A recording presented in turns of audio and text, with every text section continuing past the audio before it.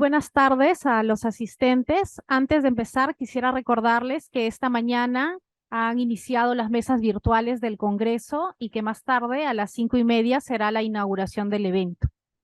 Bien, damos inicio a la mesa 3 titulada Hegemonía y subalternidad en las historietas de Demetrio Peralta en la revista Palomilla, 1940, a cargo de Cristian Reynoso. Escritor y periodista, magíster en literatura hispanoamericana por la Pontificia Universidad Católica del Perú. Ha publicado las novelas La tempestad que te desnuda, 2019, El rumor de las aguas mansas, 2013, Febrero lujuria, en 2017 y 2010, los cuentos Pasos de alquitrán, en el 2022, Los ojos de la culebra, 2013 y 2019, el estudio El espejo mentiroso, décimas de Raúl Barbagelata, 2022. Los ensayos El arte de Demetrio Peralta, vanguardia y modernidad, 2021. Tránsitos y retornos, las historietas de Demetrio Peralta, en 2021. Fiesta de la Candelaria, pasión, devoción y tradición, en 2016. El último, La Icacota, biografía del pintor Francisco Montoya, 2008. Y Látigo del Altiplano, biografía del periodista Samuel Frisancho, en 2002. Es editor de la revista de literatura Espinela, de la PUC, y colaborador en diarios y revistas. Desde 2019 escribe una columna semanal en el portal de La Mula, que también se publica en diarios y webs locales. Adelante, Cristian. Gracias, Evelyn. Muchas gracias.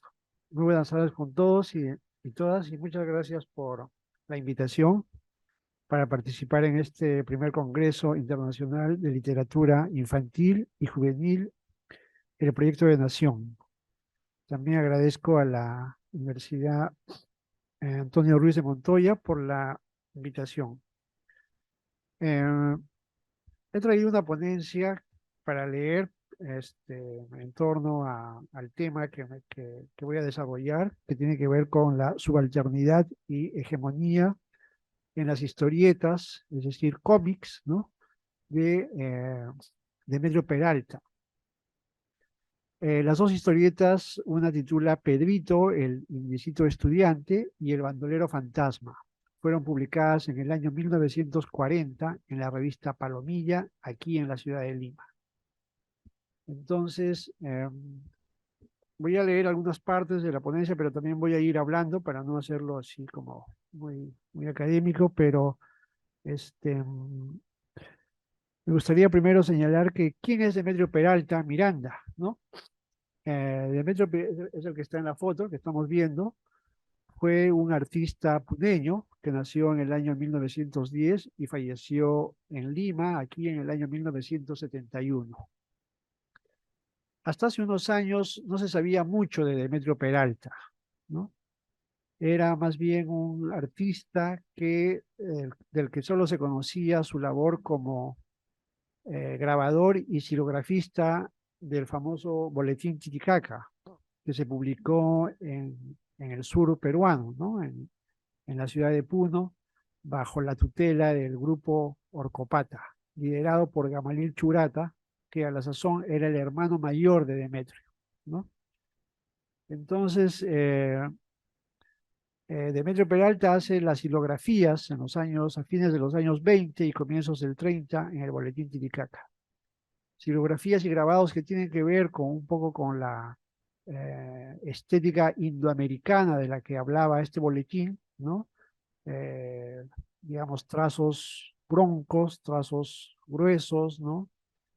Con paisajes andinos, con rostros de personajes de la altiplanía, ¿no? Entonces, digamos, una narrativa visual que de alguna manera expresaba el paisaje andino, ¿no? En los años fines de los 20, comienzos del 30.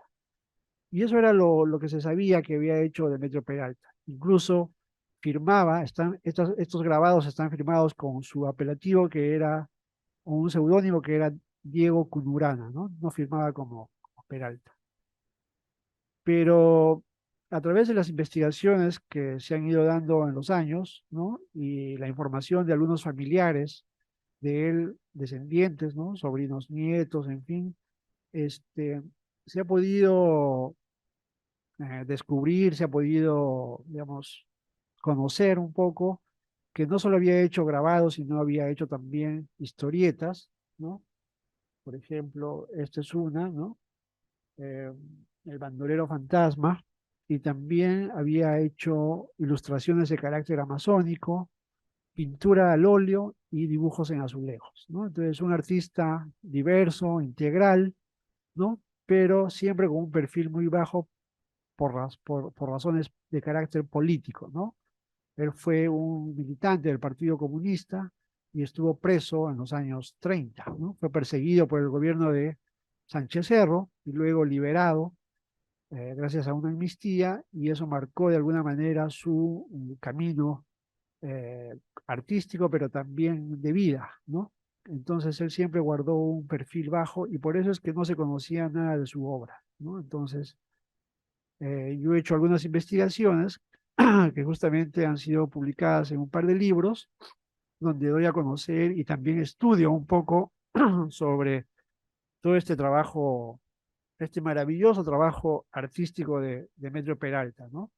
Y que a la lectura de hoy en día, ¿no? Nos da muchas claves de cómo se entendía el arte y también cómo desde el arte pictórico se podía de alguna manera cuestionar y denunciar también, digamos, la realidad nacional, la realidad de país, el concepto de nación, ¿no es cierto?, que nos junta ahora en este Congreso, y cómo él, desde su trabajo artístico, también cuestiona esto, muestra, interroga, ¿no? Y en especial a partir de las dos historietas de las que voy a hablar, ¿no? Entonces, un poco siguiendo su camino de vida, él, como dije, es apresado, es encarcelado en Puno y llevado a Puerto Maldonado, luego es liberado, regresa a Puno, viaja a Arequipa, está unos años y a fines de los años 30, 38, 39, viene acá a Lima, ¿no? Y acá ya se va a quedar de largo hasta su muerte a comienzos del año 70. Pero en el año 1940 se funda la revista Palomilla.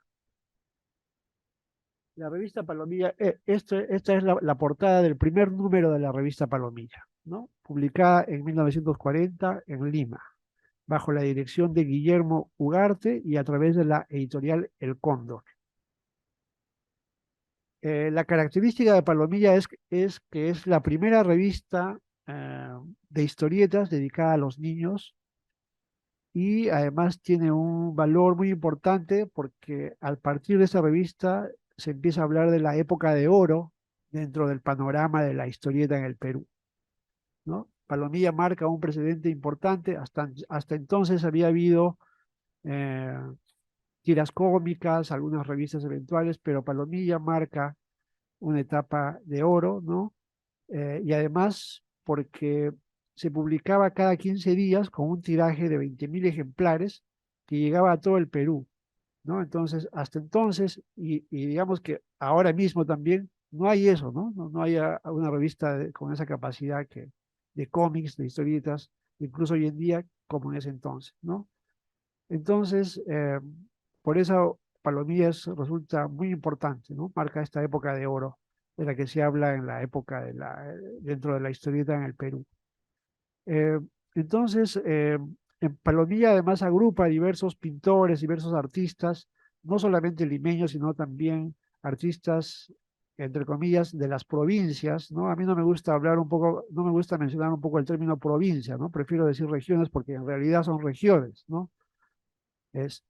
Del Perú, ¿no? Entonces, entre ellos aparece Demetrio Peralta, que ya está en Lima y que empieza a trabajar haciendo historietas, ¿no? Eh, pero la característica de Palomilla era que es una revista que de alguna manera eh, tenía un perfil pedagógico, ¿no? Le interesaba educar al mismo tiempo que entretener, ¿no? Y además con una clara conciencia también de una lectura crítica sobre lo que pasaba en el país, ¿no? A través del arte de la historia. Esta también es una característica importante, ¿no? Porque hace de Palomilla, digamos, una revista única y con un perfil altamente político, pero también, digamos, con una misión de entretener y de llegar a diversos lugares del país, ¿no? En diversas ciudades se crean las legiones de palomillas, en las que niños con sus padres compran la revista y también mandan sus dibujos, ¿no? Hay una foto en la que se ve a una reunión esta, ¿no? Acá en Lima y acá está Demetrio, ¿no? En esta esquina. Y son niños, ¿no? Con sus padres, algunos de los dibujantes, ¿no? Que se reunían pues para festejar grupo de legionarios limeños, dicen, ¿no? Entonces, en esta revista Palomilla, Demetrio Peralta hace dos historietas. Pedrito el Indiecito Estudiante, que se publica en 1940, y El Bandolero Fantasma, también que se publica en 1940, pero hasta 1941. Por alguna razón que no se sabe muy bien, la revista dejó de publicarse en el año 1942, ¿no? Después de varios números y después de haber hecho, digamos, gran trabajo artístico, ¿no? Entonces, eh, esta es más o menos la introducción de lo que significa para saber quién es Demetrio Peralta y qué es Palomilla, ¿no? Dentro de este escenario. Y ahora voy a abocarme un poco ya al estudio de cada historieta, ¿no? Entonces, voy a empezar con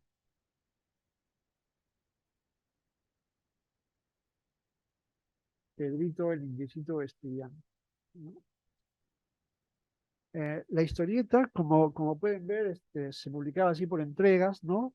Eh, Durante varios números y siempre había pues el continuará, ¿no? Entonces generaba una especie de suspenso, de emoción y tenías que ir al kiosco a comprar el chiste, pues como era en ese entonces, ¿no? Y seguir la hilación de la historia, ¿no? Entonces, Pedrito el Indiscito Estudiante es la historia de un niño, en efecto, de Pedrito, que queda huérfano, ¿no? No tiene padre y tiene madre, pero la madre muere en algún momento y él queda huérfano, ¿no? Entonces, él vive en una aldea rural, se dice, ¿no? No se menciona exactamente el lugar, pero se entiende que es un lugar de la sierra sur del Perú, ¿no? Entonces él queda huérfano y frente a esa realidad él decide salir de ese pueblo y viajar y llegar a la capital. Digamos, su interés, su principal interés es estudiar, educarse, porque entiende que esa es la única forma en la que él va a poder salir adelante y va a poder luego volver a su pueblo y dirigir los destinos de su comunidad, ¿no? Entonces, voy a ir leyendo algunas partes, ¿no? La historieta relata la vida de Pedrito, un niño campesino que vive en una aldea de la zona rural de Arequipa. El niño tiene un gran afán de superación y conocimiento, con un cerebro ansioso de saber. Sin embargo, las vicisitudes de una existencia marcada por la pobreza, la ausencia del padre y la muerte de la madre, que lo convierten en huérfano, lo llevan por caminos y circunstancias inesperadas en una vida de tránsito. Como en el relato de aprendizaje, será partícipe de una serie de peripecias que al cabo configuran su destino en concordancia con las relaciones que sostiene con otros personajes, adultos y niños. En ese tránsito llegará a la ciudad capital de Arequipa para luego emprender viaje a Lima. Por último, zarpará del puerto del Callao en un barco mercante hacia un nuevo mundo, hacia nuevas ciudades y centros de mayor adelanto, con el propósito de capacitarse, aprender y luego regresar a su patria para servirla. El interés de Pedrito es también alentado por los personajes adultos con quienes interactúa y sustituyen de alguna forma la figura paterna ausente. El jefe arriero, el chofer, el maestro de ideas progresistas y finalmente el capitán extranjero del barco mercante. Tanto el arriero como el maestro tienen un papel importante en la evolución del pensamiento de Pedrito. El niño también interactúa con otros personajes como Teresa, con Panchito y Macaco en Lima, dedicados a 1000 oficios para sobrevivir y que representan la antítesis de la visión y proyecto de vida que tiene el personaje. Pedrito es un sujeto migrante, subalterno por excelencia. No obstante, podría representar el modelo del héroe subalterno atípico, que busca ser parte del rol hegemónico. Si tomamos prestada la interrogante que hace Gayatri Spivak, ¿puede hablar el sujeto subalterno? Es posible que Pedrito, en su condición de subalterno, pueda hablar. La estudiosa ensaya la idea de que no hay en rigor sujeto subalterno irrepresentable que pueda conocer y hablar por sí mismo, porque este sujeto pertenece a un grupo subalterno, cuya identidad es la diferencia respecto de la élite, y es considerado como un amortiguador social que anula la voz del individuo. Veamos si esto sucede en Pedrito, el indiecito estudiante. La condición de Pedrito como niño campesino de las rutas a seguir. Pedrito vive en una aldea ubicada, en un lugar de la puna por donde nunca ha pasado un vehículo, razón por la cual muestra asombro al punto de enmudecer, cuando ve por primera vez un camión. Para llegar a su escuela debe levantarse en la madrugada y caminar varios kilómetros. No pertenece a una comunidad social cuyo modelo estructural es la familia, ya que el padre está ausente o muerto y no existe en su entorno, y la muerte de su madre, cuando es todavía un niño, lo convierte en huérfano. Encontrarse solo en el mundo lo obliga a dejar la escuela y lo impulsa a abandonar su aldea con el objetivo de buscar la superación en las ciudades donde además tendrá la posibilidad de estudiar, pues su deseo de educarse es el principal objetivo que ha trazado para su vida y así poder cambiar su condición. Es esta última característica la que lo hace diferente con relación a los otros personajes subalternos de la historia. Por ejemplo, Panchito y Macaco, niños pobres que viven en la capital dedicados a sobrevivir. Y le procura un rasgo que lo identifica como un subalterno atípico, no pasivo y migrante. Escapa, por tanto, de ser un sujeto ausente que puede ser movilizado únicamente desde arriba, es decir, desde el sistema hegemónico, tal como lo plantean los estudios subalternos latinoamericanos en Castro Gómez y Mendieta. Bueno, es parte de la bibliografía, ¿no? Pedrito es consciente de su condición, la cual quiere dejar y por la que libera una lucha interna que lo impulsa en la superación a pesar de las circunstancias marcadas por la adversidad, el desaliento y la marginación. Este deseo tiene su correlato y alcanza su clímax en el momento en que Pedrito encuentra la oportunidad de salir del país en un barco mercante. Ello le permitirá llegar a otros horizontes, según piensa, para luego volver capacitado y enfrentar la vida y servir a su país, a su patria, a su proyecto de nación. Este es otro elemento que se añade a su perfil de subalterno atípico.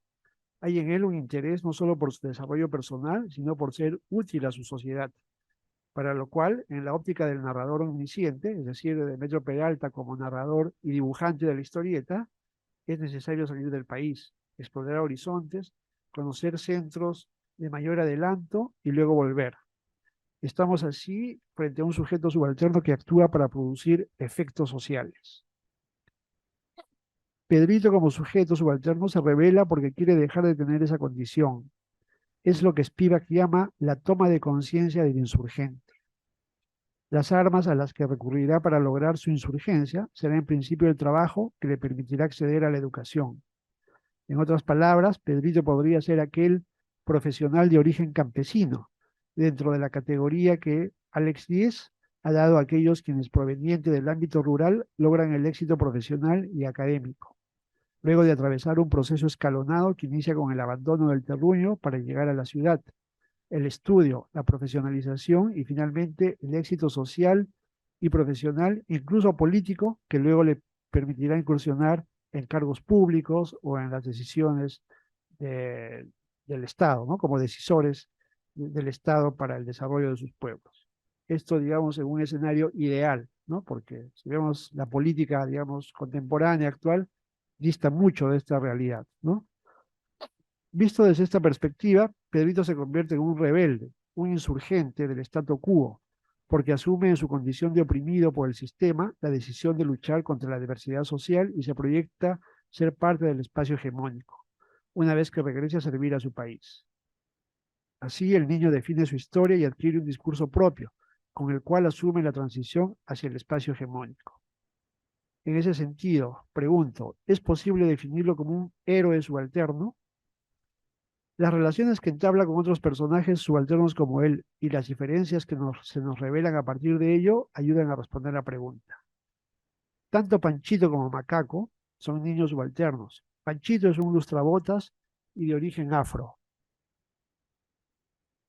No puede ser mejor identificado por su condición racial que como un esclavo, mientras que Macaco, sin oficio conocido y proveniente de la comunidad china, es un marginal frente a la sociedad limeña, que en ese entonces, estamos en 1940, condena moralmente a los chinos por su condición de extranjeros hacinados, falta de higiene y por ser promotores de lugares que atentan contra las buenas costumbres, como los fumaderos de opio, como bien explica Rodríguez Pastor. No obstante su condición de subalternos, al igual que Pedrito, tanto Panchito como Macaco representan la antítesis en comparación a los deseos de superación del personaje. No hay en ellos deseos de querer superar su condición, como si hubieran sido aplastados por el peso de vivir en la capital que los obliga a la sobrevivencia diaria. Asimismo, hay en ellos una actitud pasiva, revestida de temor que no les permite explorar ámbitos nuevos. Por ejemplo, cuando Pedrito va a despedirse de ellos y les comunica que partirá en un barco mercante, ambos le dicen que no lo haga, por temor a las guerras, ya que el barco podría ser atacado. Estamos también en el contexto internacional de la Segunda Guerra Mundial, ¿no? Entonces hay ese temor de que si él va a viajar en ese barco, va a ser atacado, va a llegar probablemente a Europa, ¿no? Y pueda morir, ¿no? Entonces ellos le dicen que mejor no arriesgue, ¿no? Entonces esto los vuelve pues en sujetos pasivos, ¿no? Mientras que Pedrito, digamos, es más aventurero, ¿no? Porque ese deseo implícito que él tiene por superarse a través de la educación para luego volver es más fuerte que todo, ¿no? Entonces, eh, le dicen, ¿no? China está siendo bombardeada e incendiada, ¿no? Tampoco vayas al África porque allí lo asesinarán. Es evidente que en el contexto de producción de la historieta, Peralta, Demetrio Peralta, deja de sentir en el temor de Panchito y Macaco el peligro de muerte de los actos bélicos que se empiezan a dar en Europa con el inicio de la Segunda Guerra Mundial, ¿no? Ante este episodio, Teresa, la niña con quien Pedrito entabla amistad al llegar a Arequipa, también le sugiere que se quede allí una vez que él le comunica su partida a la capital para buscar su mejoramiento.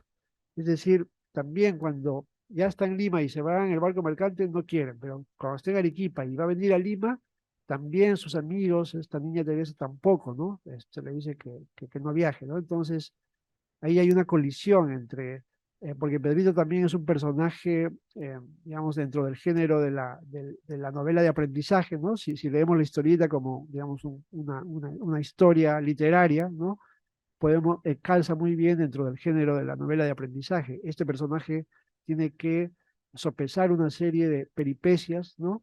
Para llegar, para movilizarse de un sitio a otro, ¿no? Y llegar a la capital y hacer realidad sus sueños. Ese camino, ese tránsito no es fácil, ¿no? Es difícil. Se va a topar con una serie de obstáculos, de marginaciones, de abusos, ¿no?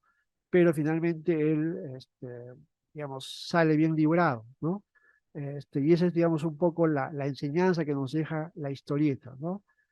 Pero al mismo tiempo también está mostrando también una realidad social, racial incluso y política del Perú de entonces, ¿no? La marginación que también hoy en día sigue presente, ¿no? Pero esto desde, digamos, esta mirada crítica de Demetrio Peralta y a través del dibujo y de la historieta, ¿no? Por eso también son importantes los personajes adultos, ¿no? Como el jefe arriero, que es quien va a conducir a Pedrito por, digamos, la carretera, ¿no? Los pueblos hasta llegar a, a la capital. Luego el chofer del camión que lo trae de Arequipa a Lima, ¿no? Luego un profesor de ideas progresistas que probablemente sea eh, eh, está inspirado, digamos, en el propio Demetrio Peralta, ¿no? Porque sus ideas progresistas calzan un poco con su forma de pensar en la vida real, ¿no?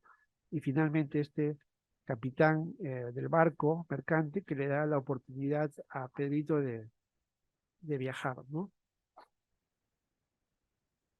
Así Pedrito alimenta su vivencia, viaja, reescribe su historia y adquiere y refuerza un discurso propio que le permite hablar, rebelarse y adoptar una posición de insurgencia ante el sistema que lo oprime.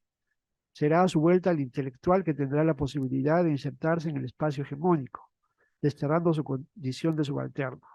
Si bien Spivak sostiene que este individuo no puede hablar porque pertenece a un grupo subalterno, cuya identidad es la diferencia y que por eso no puede representarse, ni mucho menos hablar por sí mismo, es justamente esa diferencia la que le otorga voz al sujeto subalterno, tal como lo demuestra el personaje Pedrito a través de sus aspiraciones y logros. Por eso es que yo, digamos, lo califico como un sujeto subalterno atípico, ¿no? Porque él no quiere quedarse en esa condición, ¿no? Y hace todo lo posible por dejar de ser un subalterno, ¿no? Seguramente lo conseguirá, ¿no? Porque, bueno, la historieta acaba cuando él viaja, cuando se sube al barco y se va, ¿no? Pero nosotros podemos, digamos, ampliar la historia, cerrarla, darle un final, ¿no? Y podemos decir que seguramente irá, estudiará, se convertirá en un profesional y luego volverá, ¿no? Y probablemente sea un alcalde, ¿no? El alcalde de su comunidad, sea el teniente gobernador de su comunidad, qué sé yo, ¿no? Que podrá liderar, digamos, los destinos de su pueblo. Esta es la primera historieta. Acá he traído algunas imágenes de la historieta, por ejemplo, algunas de las páginas, ¿no?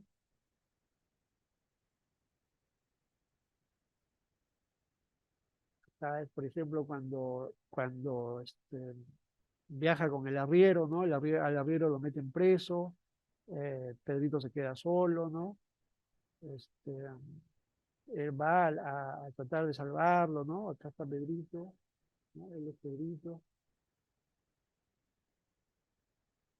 Entonces hay también, digamos, en términos gráficos, pictóricos, hay también todo un análisis, pero no voy a entrar en esos detalles, ¿no?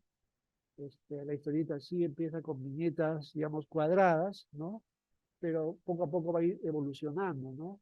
Hacia, hacia otras formas, acá ya está con viñetas dentadas, ¿no? Ya incluye parlamentos a través de globos, al comienzo solamente es textos fuera de las viñetas, ¿no? Entonces, hay también en términos pictóricos una evolución en el dibujo de Demetrio Peralta y cómo va concibiendo y cómo va, eh, digamos, mejorando de alguna manera, ¿no? La narrativa, la narración de la historieta a través de los dibujos. Hay que decir que en ese tiempo los cómics americanos y argentinos llegaban al Perú, a Lima, ¿no? Y había mucha influencia de eso, ¿no? Y también el cine. En los años 40 en Lima el cine era un boom, ¿no? Sobre todo las novelas las películas de vaqueros, ¿no? El western, ¿no? Entonces, eso también influye mucho en Demetrio Peralta y eso lo vamos a ver en la siguiente historieta, ¿no? El bandolero fantasma.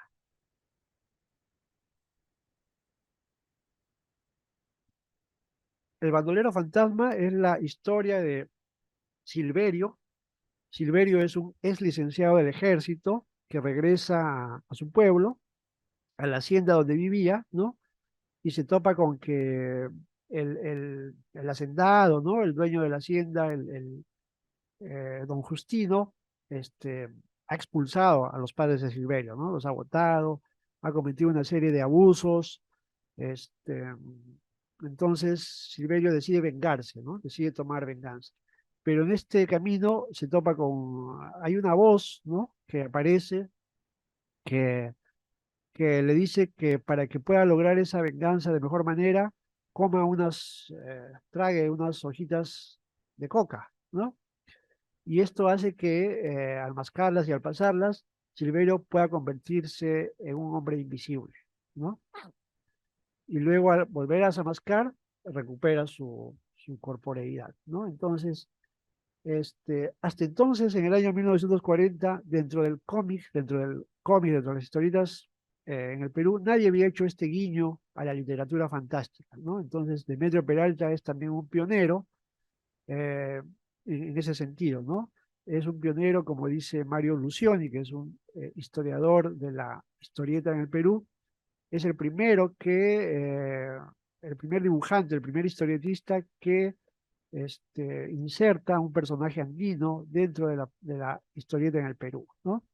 Con Pedrito el Indicito Estudiante. Y con el bandolero fantasma, también es uno de los primeros, o el primero, que juega en esta historieta con el elemento fantástico, ¿no? Entonces, este, esta voz que le dice que come esas hojas aparece dentro de unas chulpas, ¿no? Que pueden remitirnos a las chulpas de Siyustani en Puno, ¿no? Este, y entonces él come esas hojas y se vuelve invisible. Justamente en esta página de la historieta, que ya es más adelante, ¿no? Acá podemos ver el detalle, cómo Demetrio hace cuando Silverio es invisible, ¿no? Entonces hay un juego de contrastes con el negro y con la luz, ¿no es cierto? Y el delineado del cuerpo para poder, eh, digamos, graficar, ¿no? Eh, dibujar eh, la invisibilidad de Silverio, ¿no? Acá igualito cuando entra por la ventana, ¿no? Yo arriesgo la idea de que, por ejemplo, la novela de Manuel Escorza, Garabombo el Invisible, de alguna manera está inspirada en esta historieta, ¿no? La historieta se escribió en el año 40, la novela sale más o menos en la década del 60 o 70, me parece, y claro, no tengo cómo probar, pero tampoco, digamos, podemos decir que no, que Scorza no leyó esta historieta, ¿no? Porque si hacemos un símil entre la historia, entre esta historieta y la novela, ¿no? Vamos a encontrar muchas cosas muy parecidas, ¿no? Y sobre todo sobre esta invisibilidad, digamos, en términos gráficos y en términos también simbólicos en la novela, ¿no? Entonces, resulta interesante esto. Bueno, Silverio entonces va a llevar a cabo esta venganza contra el hacendado, ¿no? Al mismo tiempo, la hija del hacendado vuelve digamos, de la ciudad, de la capital, vuelve al pueblo, ¿no? Va a ser atacada por un toro, ¿no? Y Silverio la va a salvar, ¿no? Entonces, hay también un guiño, digamos, a un drama de amor, ¿no? Hay romanticismo, hay lucha, ¿no? Y finalmente vamos a descubrir que eh, Justino el hacendado no es el padre de la muchacha de Graciela y más bien es el padre de Silverio, ¿no? Porque este Justino era pues un abusador, ¿no? Abusaba de las mujeres de la hacienda, del pueblo, y entonces resulta siendo el padre, ¿no? Si bien el hacendado muere, pero no en manos de Silverio, porque eso lo convertiría en un asesino y dejaría justamente su rol de, digamos, de sujeto hegemónico, como vamos a ver después en el análisis, ¿no? Muere a manos de los bandoleros y finalmente Silverio se va digamos, a emparejar con Graciela y se va a convertir en el nuevo dueño de la hacienda, ¿no? Es decir, el sujeto periférico, subalterno, logra convertirse en un sujeto hegemónico y logra, digamos, volverse como Justino, aunque no sabemos si también va a ser un, digamos, abusador, un hacendado, déspota, en fin, ¿no? La historieta queda ahí, pero esa es también la gran duda que nos deja, ¿no? Sin embargo, hay un trasvase de roles entre esa condición de sujeto periférico, ¿no? Para convertirse en sujeto hegemónico. Voy a leer algunas cosas ahora respecto al bandolero fantasma. Demetrio Peralta propone a través del bandolero fantasma un firme cuestionamiento al orden hegemónico latifundista que en el Perú se impuso durante décadas. El protagonista, Silverio, un ex licenciado del ejército, encarna, siguiendo las ideas de Spivak, al sujeto subalterno que en tanto atípico y no pasivo adquiere un nuevo estatus y se convierte en sujeto héroe. Si Pedrito es un sujeto, digamos, atípico, ¿no? Un subalterno atípico, Silverio va a ser un sujeto, digamos, héroe, ¿no? Vamos a ver después por qué. Un héroe que se revela contra el abuso de poder y la injusticia del hacendado y ha de liderar la venganza de los oprimidos una vez que se produce en él lo que Spivak llama la toma de conciencia del insurgente.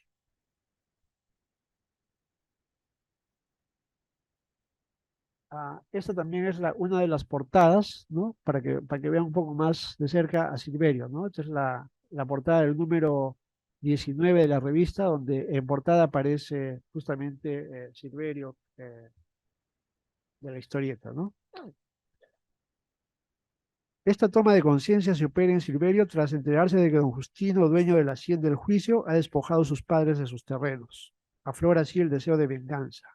Se establece la relación sujeto subalterno, Silverio, contra sujeto hegemónico, don Justino, como eje en el que se mueven las acciones de la historia.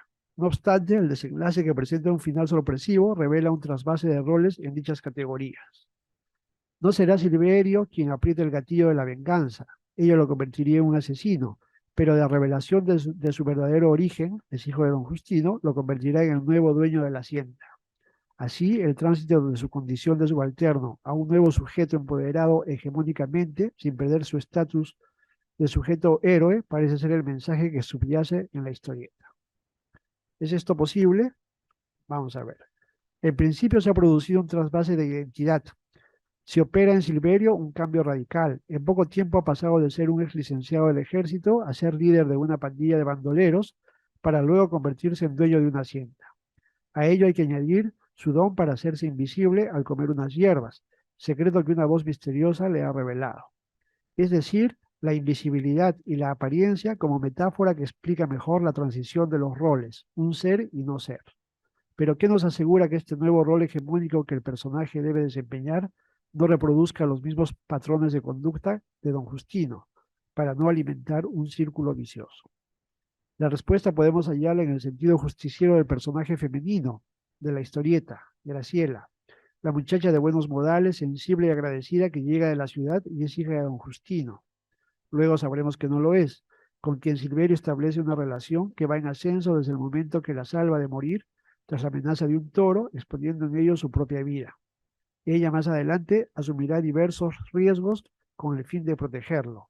Graciela será entonces el catalizador que mantendrá el orden y no permitirá el desborde del nuevo poder puesto en manos de Silverio, tierras, dinero y hombres a su servicio.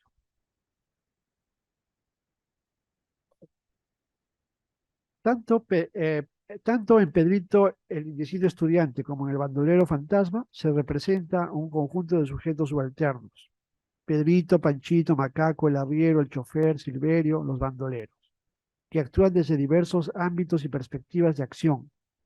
Peralta, Demetrio Peralta, habla por ellos y traza algunas líneas con el propósito de establecer su reconversión para dejar su condición de sujetos marginales. En ese sentido, hay en su propuesta gráfica y a nivel de discurso la necesidad de un cambio, ¿no? Esta necesidad de cambio está acorde con los ideales de la revista Palomilla, ¿no? Palomilla también, eh, entre sus, digamos, sus líneas de acción, también aspiraba a generar un cambio educativo, ¿no? A través de la pedagogía, de la educación. En la revista podemos encontrar diversos mensajes en ese entonces de algún ministro de educación del gobierno que alienta y saluda el trabajo pedagógico que está haciendo Palomilla, ¿no? También saluda a sus dibujantes, ¿no? Y sobre todo porque llegaba a los niños, ¿no? Entonces, pero no eran tampoco, digamos, dibujantes serviles, ¿no? Sino tenían pues una ideología muy crítica de lo que sucedía en el Perú, ¿no? Probablemente eran también militantes de partidos, ¿no? Quizás radicales en ese entonces, pero que a través de su arte podían de alguna manera cuestionar la realidad, generar un grado de conciencia a través de las historietas, ¿no? En Pedrito se da cuenta del modelo que debería seguir el hombre del campo, desde su niñez hasta su adultez: la superación y el apego al estudio a pesar de las condiciones adversas, para lo cual es necesario asumirse como sujeto migrante. La muerte de la madre del niño, el hecho más doloroso que él sufre, no hace sino reforzar su deseo de abandonar la escuela y la aldea en la búsqueda de alcanzar su superación en la ciudad, espacio que le otorgará mejores posibilidades. ¿Por qué no se queda en la escuela de la aldea? Según plantea el autor, eso no basta para los intereses del futuro. En el bandolero, la figura opera al revés. Se sigue la ruta del retorno para llegar al éxito. Ya Silverio ha salido del terruño siendo adolescente para enrolarse en el ejército y una vez licenciado ha decidido volver. Pero este regreso es traumático, así como la muerte de la madre para Pedrito, porque solo encuentra injusticia, miseria y explotación. Si bien no busca un desarrollo pleno de conocimiento, tiene coraje, valentía y sensibilidad para emprender un cambio y recordar lo que ha sido suyo, lo que por extensión se convierte en símbolo de una aspiración colectiva. En ese sentido, si a Pedrito le impulsa el deseo de superación, a Silverio le impulsa el deseo de venganza y justicia. Demetrio Peralta también cuestiona en Pedrito el orden establecido a través del personaje de arriero. Este es consciente de que su oficio no puede aportar en nada al país y que dicha actividad desaparecerá pronto. De ese modo, la pasividad de la vida campesina en la figura del arriero no representa el modelo ideal para el desarrollo. Peralta nos propone, en contraposición, el ideal de llegar a la ciudad, al ámbito urbano, donde se encuentran las instituciones educativas, las universidades, los centros de altos estudios, etcétera, como un primer paso para luego salir del país en busca de mayores oportunidades. ¿Es posible acaso que en ese tránsito haya un proceso de desnacionalización? En respuesta, Demetrio Peralta va más allá. Lo resuelve con el discurso del retorno. Queda entendido que Pedrito se irá del país, estudiará, se superará y luego volverá para servir a su pueblo, a su país, que ama y que es suyo. Hay en él un sólido sentido de pertenencia o de posesión, de pertenencia a o de posesión de su patria. Esto se puede leer desde la perspectiva de la toma de conciencia del sujeto subalterno. Si no hay una firme voluntad para dejar la periferia, para conocer y aprender, entonces es imposible transcribir su condición de subalterno. Es decir, se trata de dejar de ser parte de los estratos inferiores para aspirar a ser parte del espacio hegemónico. Así, Demetrio Peralta plantea en su historieta la posibilidad de que Pedrito sea un subalterno que alcance el estatus intelectual y el logro profesional. En tanto, debe ser él mismo quien se asuma como conductor de su historia. En palabras de Spivak, es el encargado de determinar la producción de la historia, si se trata de revisar el modelo al que alude Gramsci sobre el papel del intelectual en los movimientos culturales y políticos subalternos, en la búsqueda de hegemonía. Ese papel lo podemos ver también en el discurso del joven maestro, como una proyección de Peralta, influido desde su juventud por las ideas socialistas. El planteamiento del maestro anhela la conquista del bienestar del pueblo sobre la base del estudio y el trabajo, porque ninguna fuerza podrá detener el nacimiento de una nueva vida de progreso y libertad, afirma. Estamos frente al deseo y aspiración de un cambio social, en tanto implique un porvenir con equidad y justicia para la población excluida del sistema y marginada por la clase dominante o hegemónica. En efecto, eso es lo que Peralta retrata en El bandolero. El desmoronamiento del espacio hegemónico. Es don Justino quien encarga esa categoría que hay que desterrar incluso con la muerte.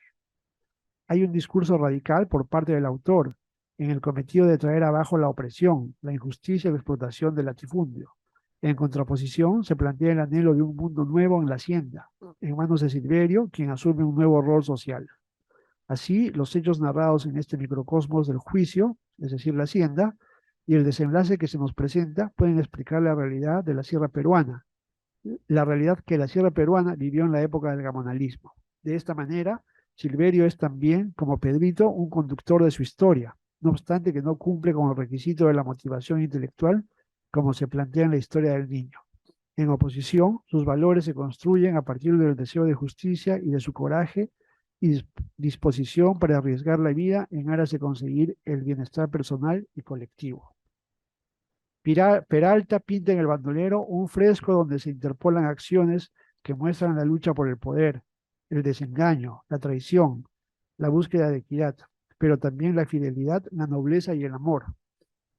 De esta última instancia emerge la esperanza como un derrotero de un futuro mejor, lo que también se observa en Pedrito, a partir en el barco mercante.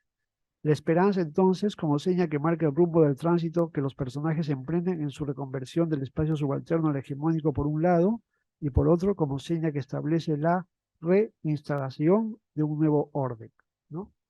Entonces, eh, estas son más o menos algunas ideas del estudio que yo he desarrollado a partir de la lectura de las dos historietas. Desde luego es la, digamos, la mirada que yo le he dado, ¿no?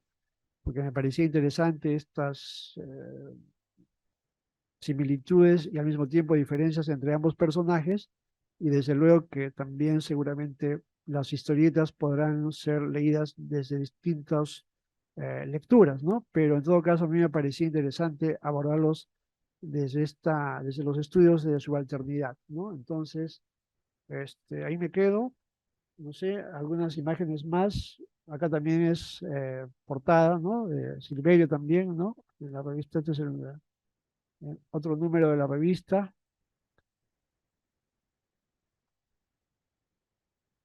Esta es la portada del libro que he publicado, donde a propósito aparecen las dos historietas, digamos, facsimilares, ¿no? He recuperado las dos historietas eh, y entonces en el libro aparecen desde la primera hasta la última página, ¿no? Donde también se puede, digamos, disfrutar del estudio que propongo, ¿no? Pero también de las historietas como tal, ¿no?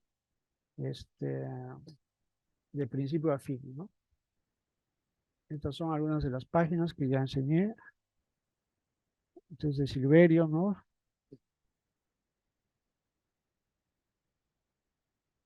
Palomilla. Y aquí Demetrio Peralta. Bueno, entonces ahí me quedo. No sé si de repente hay comentarios o preguntas o no sé. Muchas gracias, Cristian. De repente, ¿alguien del público quiere hacer algún comentario o una pregunta al ponente? ¿Sí? ¿Iban a pasar el micro? Sí, les van a alcanzar el micro ahora.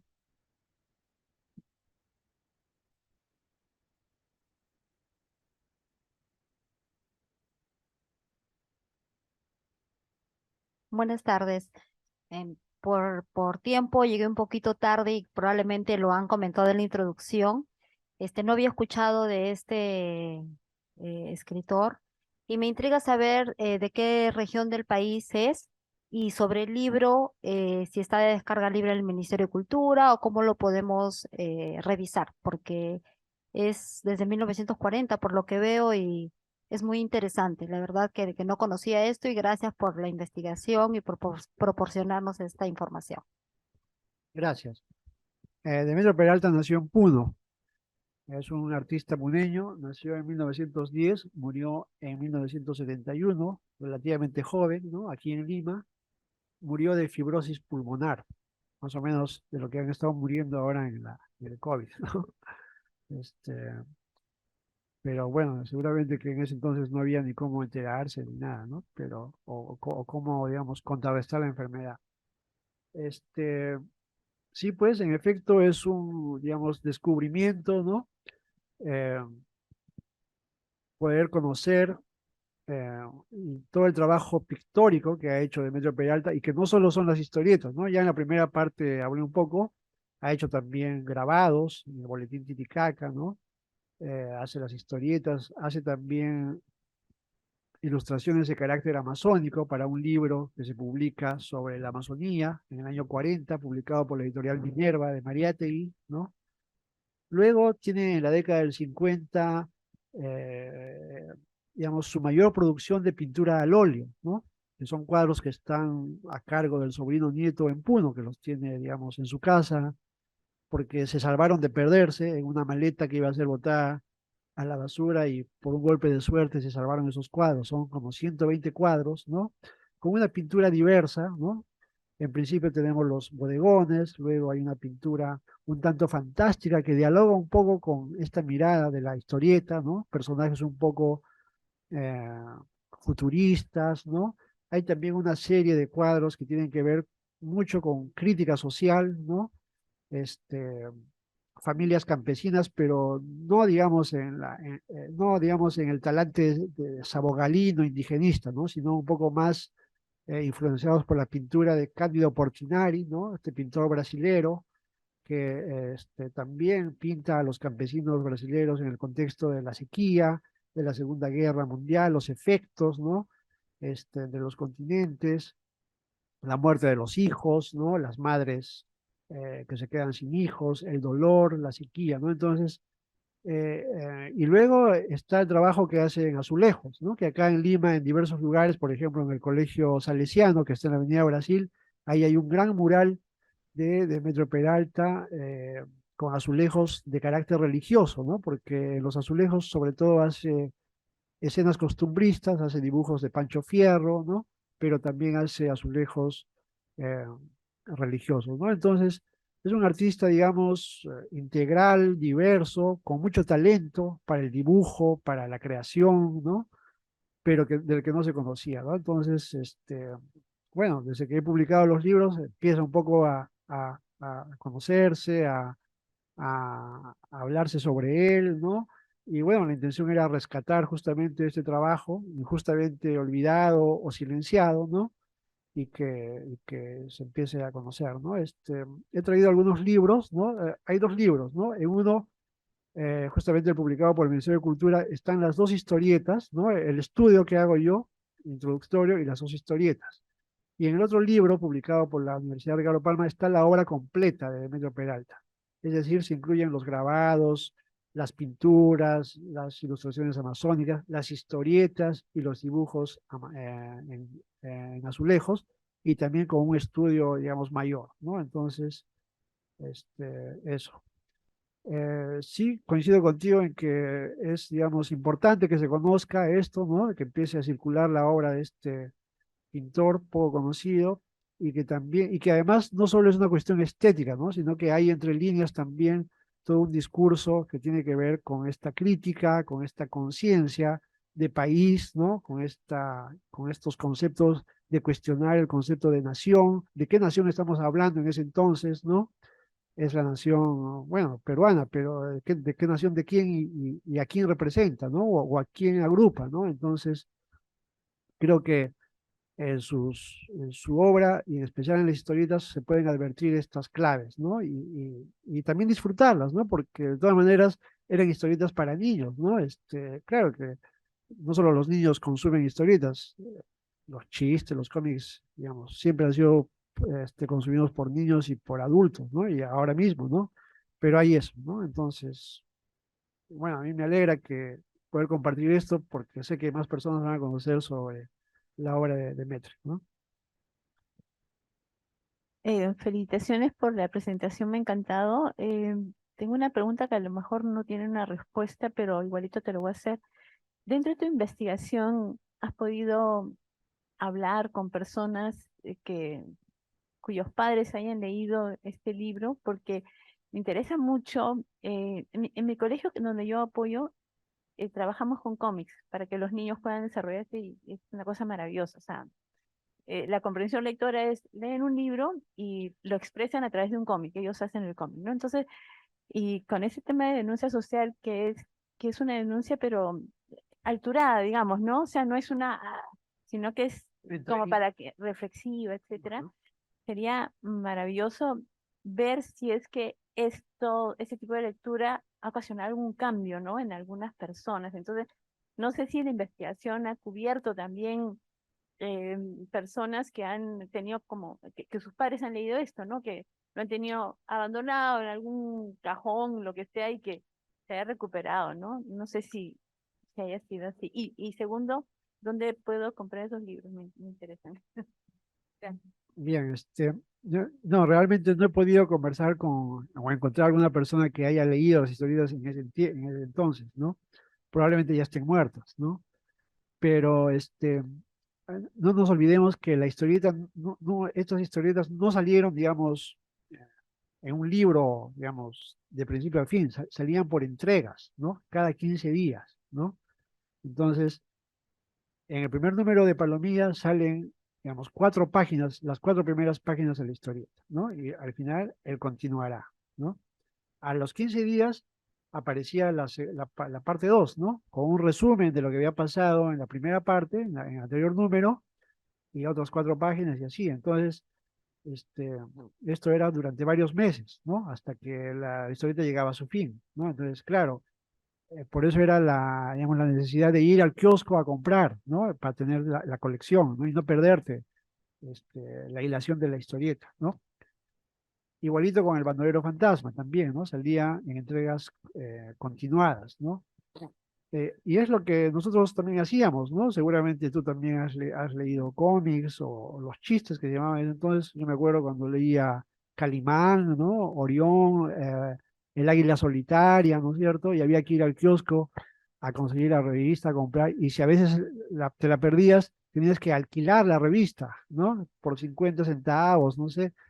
La alquilabas y la leías y la devolvías, ¿no? Y venía otro y así era, ¿no? Este, entonces, esa era la lógica en ese entonces, ¿no? Pero imagínense, ¿no? Como dije al comienzo, era un tiraje de 20.000 ejemplares que llegaba a todo el Perú, ¿no? Entonces, en la revista podemos ver, ¿no?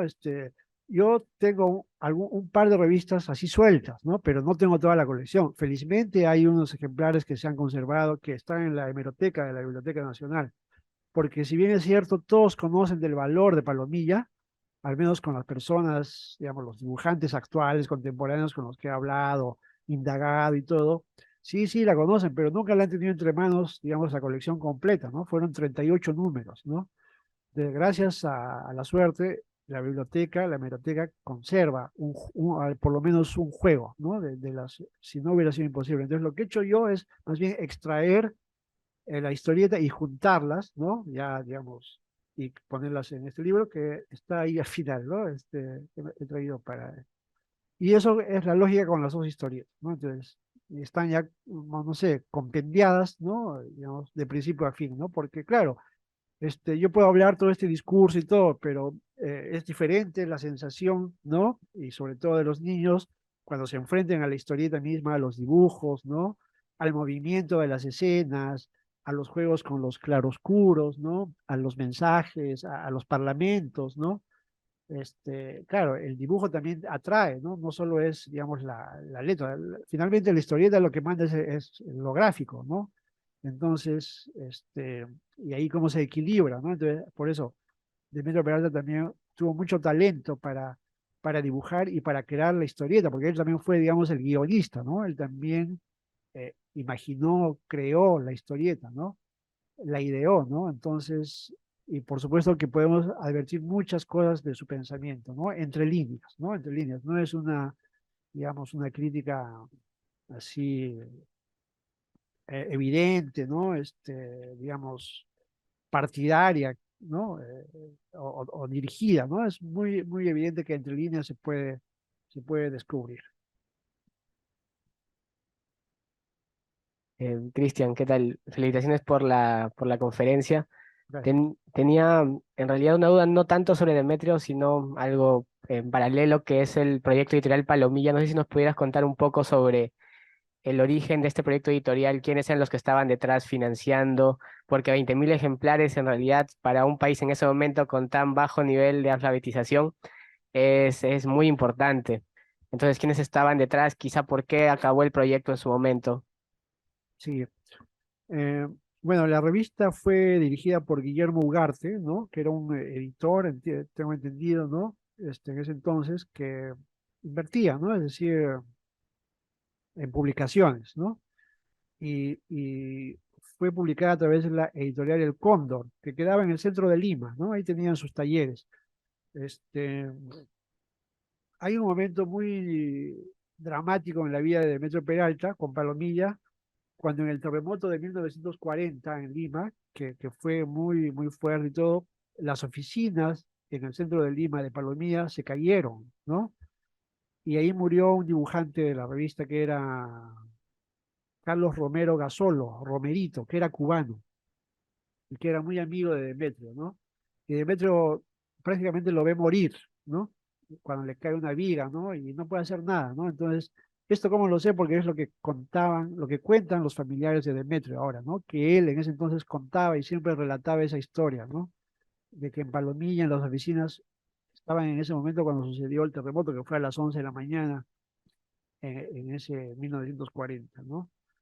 Entonces, claro, era un trabajo, digamos, en Palomilla muy intenso, ¿no? Porque había que publicar en 2 semanas una revista más o menos de 60, 80 páginas, ¿no? Que tenía cada revista, cada edición, ¿no?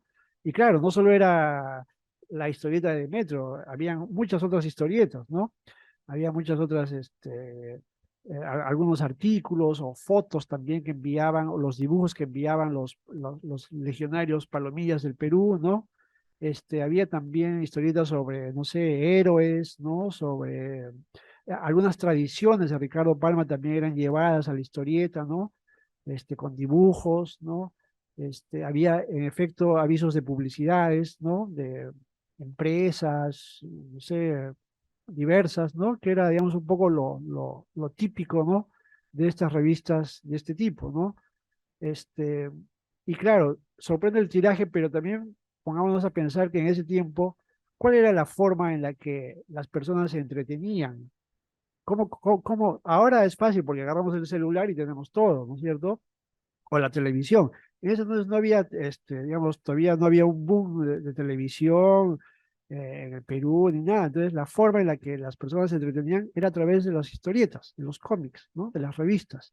Eso era, digamos, nuestro celular, ¿no? Ahí podíamos leer, ver, soñar, reírnos o ponerle posts, digamos, no sé, de alguna manera, ¿no? Entonces, por eso es que en esos años ha habido mucha, digamos, producción de revistas, de cómics, no solo, y que además venían de Estados Unidos, de la Argentina, ¿no? Y acá en el Perú había también muchas otras revistas, eh, pero digamos que Palomilla representa en ese momento digamos, el auge, ¿no? Eh, no he logrado investigar por qué dejó de publicarse, ¿no? Eh, no sé, de pronto llega el número 38 y ahí queda, y no hay más, ¿no? Por ahí hablando con una persona, podemos decir que faltó el dueño, Guillermo Ugarte, invirtió en otras revistas, en otras cosas, y le fueron malos negocios, entonces se quedó sin dinero para seguir sustentando la revista. Pero bueno, es una idea nada más, ¿no? En todo caso, no hay algo así fehaciente, ¿no? Eso, y claro, otros de los dibujantes eran, por ejemplo, Romerito, después Roberto Challe, ¿no? Ricardo Marrufo, Julio Fairlie, Eduardo Calvo y Demetrio Peralta. Incluyeron en su discurso una preocupación social, además de descentralizar la mirada capitalina al elaborar historietas con escenarios de la selva, la sierra y la influencia del cómic de aventura y el western, ¿no? De hecho, El Bandolero Fantasma es un western, pero digamos andino, ¿no? Un western con escenarios de la sierra, ¿no? No hay pues los cactus o los vaqueros, ¿no? Pero están esos bandoleros, digamos, más andinos, ¿no? El paisaje de la sierra, hay toros, hay pumas, ¿no? Con los que se lucha y todo eso, ¿no? Entonces, eso, ¿no? Este, Otra revista importante después de Palomilla es Avanzada, ¿no? Después de unos años que también tiene un papel importante. Esa revista estuvo financiada por la iglesia, ¿no? Y sobre todo se hizo en la selva, en la Amazonía, ¿no? Pero sí tenía un contenido un poco, digamos, más católico, ¿no? Si Palomilla era más pedagógico, educativo y crítica de alguna manera, Avanzada fue un poco más, digamos, laica, ¿no? Algo así, ¿no? Eso es lo que puedo decir sobre Palomilla. Gracias, Cristian. No sé si alguien más tiene alguna pregunta o algún comentario. Bien.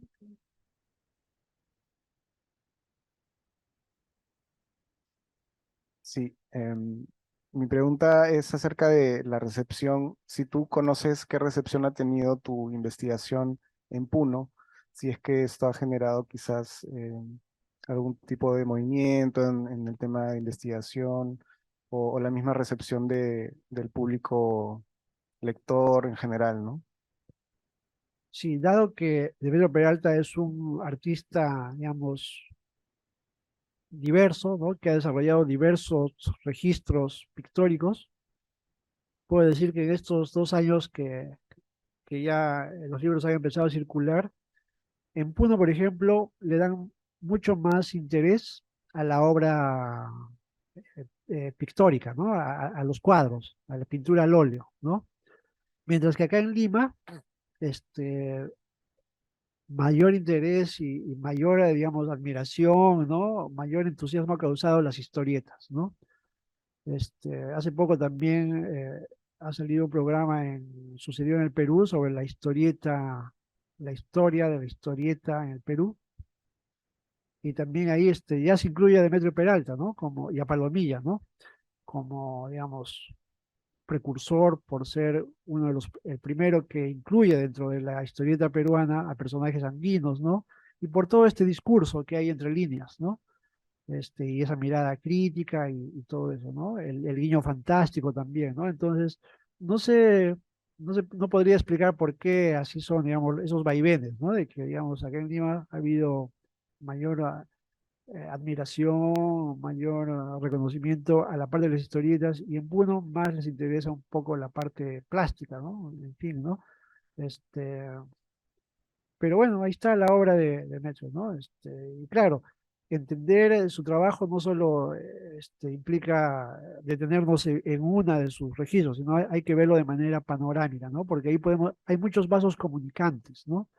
Por ejemplo, en los grabados, el primer grabado que hace se llama Mamacuna, ¿no? Y es es una mujer este, campesina de una zona de Puno, ¿no?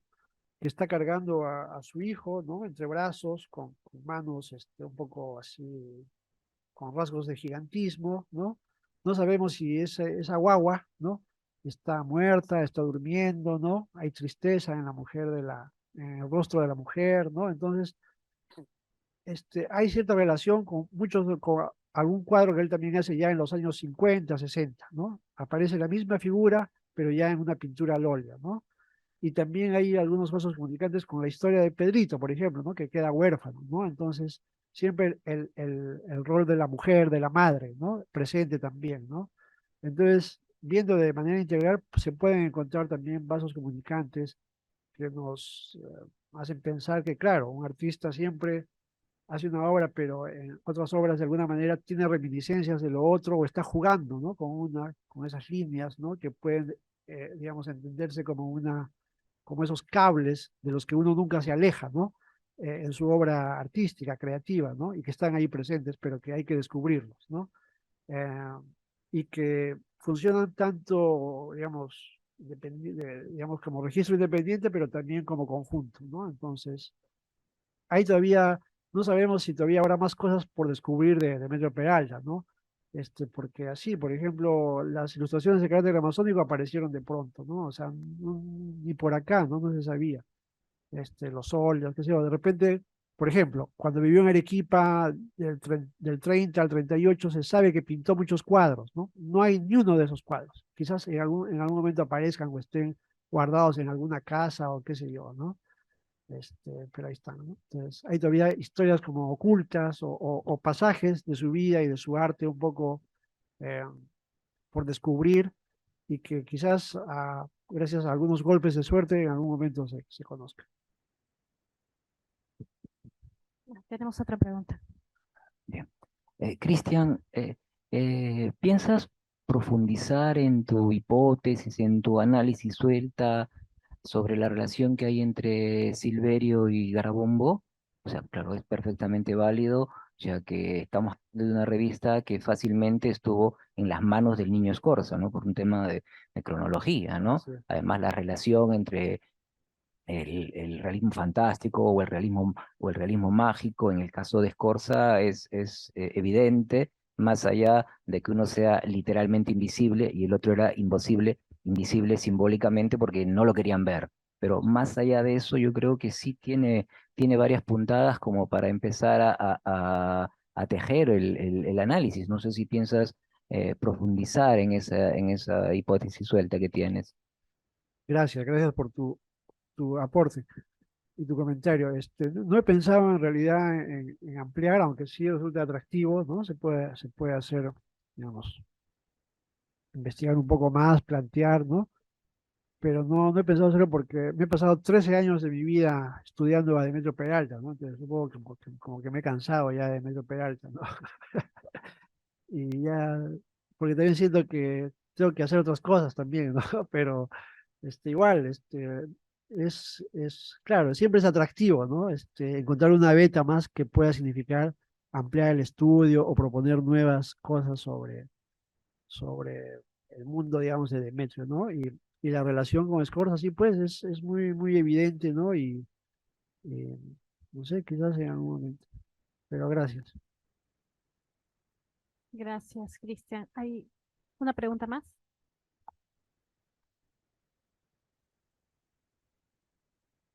Gracias. Em, ¿Demetrio era quechua hablante o aymara? ¿Hablaba algo de eso? ¿Hay alguna evidencia? Pues sería interesantísimo también, ¿no? Bueno, Si es que la escribió algo. familia Peralta Miranda era una familia, digamos, como se suele decir, mestiza, misti, eran misti, digamos, ¿no? En el Puno de entonces, ¿no?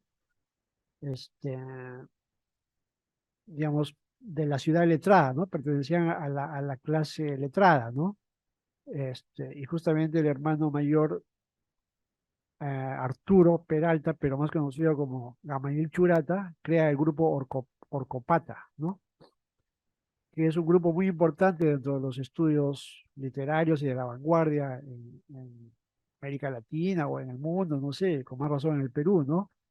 Este, publica el Boletín Titicaca, ¿no? Que es una revista muy importante, en paralelo con, por ejemplo, que en Lima, Amauta, ¿no? Y donde de alguna manera consolida pues todo este ideal de pensamiento artístico, literario, político, que tiene que ver con eh, la cosmovisión andina, ¿no? El deseo de, de una patria indoamericana, ¿no es cierto?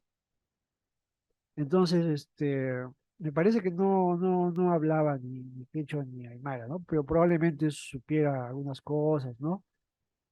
Es una buena pregunta que nunca me he puesto a pensar en eso, ¿no? Pero en todo caso eran pues letrados, ¿no? Eran, digamos, tenían acceso a una educación, libros autodidactas, ¿no? En ese entonces Puno era un lugar de tránsito muy importante. Toda la información, los libros que venían de Europa primero llegaban a la Argentina y de Argentina entraban al Perú por Puno, ¿no? Antes de llegar a Arequipa, Lima, ¿no? Puno tenía ese privilegio de tener toda esa información, toda esa libros, artes, prensa, en fin, ¿no? Entonces, de eso se aprovecha este grupo compacta y por eso son, digamos, mentes brillantes, ¿no? Que proyectan su intelecto a través de publicaciones, ¿no? A todo Hispanoamérica. De eso se nutre Demetrio Peralta, ¿no? También de las relaciones que tienen con, por ejemplo, este pintor Domingo Pantigoso, ¿no? Que va a Puno, también pintor, Sabogal también va a Puno, ¿no? En algún momento, también pintores bolivianos, pintores argentinos, ¿no? Entonces hay toda una efervescencia, una ruta cultural, ¿no? De la que se suele hablar entre Cusco, Puno, Bolivia, Argentina, ¿no? Hay muchas publicaciones y bibliografía al respecto, ¿no? Entonces era un momento muy importante que después ya decae porque ya, digamos, todo ese bagaje cultural ya no entraba por Puno, ¿no? Ya venía, digamos, por otras rutas, ¿no? Entonces, pero eso es, ¿no? Parte de la historia. Siempre en Puno decían, Puno más cerca del cielo que de Lima, ¿no? Era una frase que se repetía. Muchos de los intelectuales puneños, cusqueños, escribían en periódicos de la Argentina, ¿no?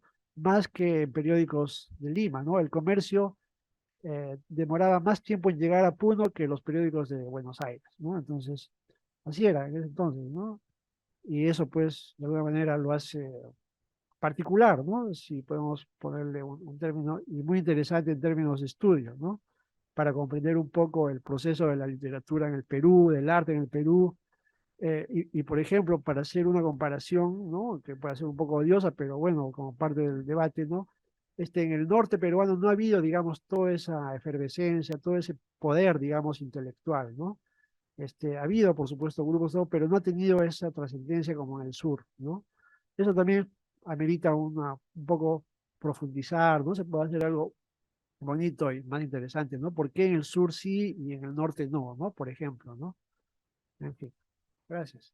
Gracias, Cristian. Yo quisiera hacer la última pregunta. Está bien. Bien, en tu introducción nos mencionabas que Demetrio Peralta fue grabador, serigrafista, ¿no? Que realizaba pinturas al óleo.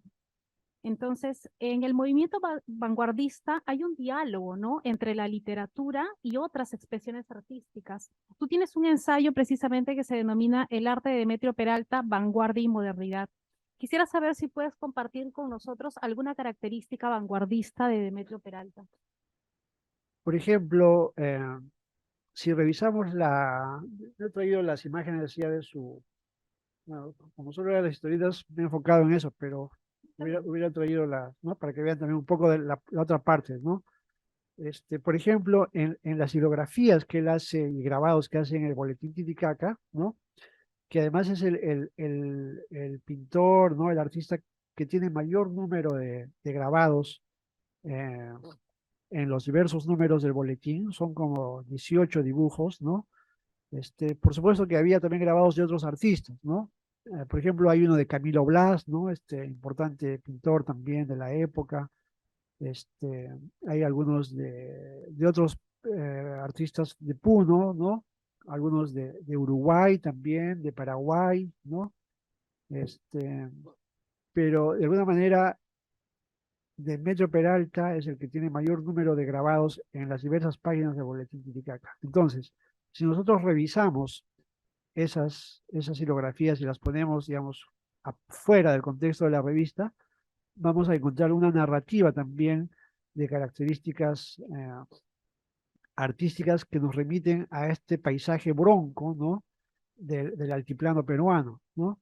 De la sierra peruana, en diálogo con justamente la ideología que proponía el boletín Titicaca, que era pues de lograr esta patria indoamericana, ¿no? A través de los sonidos broncos, ¿no? A través de un pensamiento bronco que tenía que ver con, por un lado, digamos, un rechazo a la cultura occidental, a la cultura europeizante, ¿no? Y más bien rescatar las raíces nativas, lo vernacular, ¿no? De América, ¿no? Desde esta parte, digamos, importante, mágica, también telúrica, ¿no? Que es pues Puno o el altiplano, digamos, del sur peruano, ¿no?